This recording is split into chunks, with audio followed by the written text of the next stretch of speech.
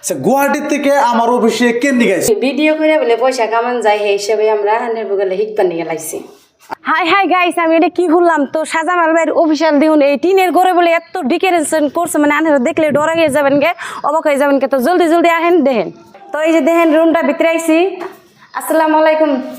ওয়ালাইকুম আসসালাম।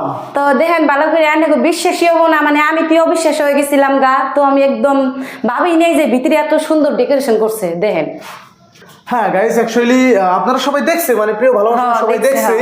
এই যে দেখতেছেন কি সুন্দর লাইটিং সেটআপ করছি, হ্যাঁ কিছু নিত্য নতুন কালার দিছি। আর এই যে এই সাইডে যদি দেখায়নি যে ডিজিটাল বোর্ড কয় এখানে লাগিয়ে দিচ্ছি।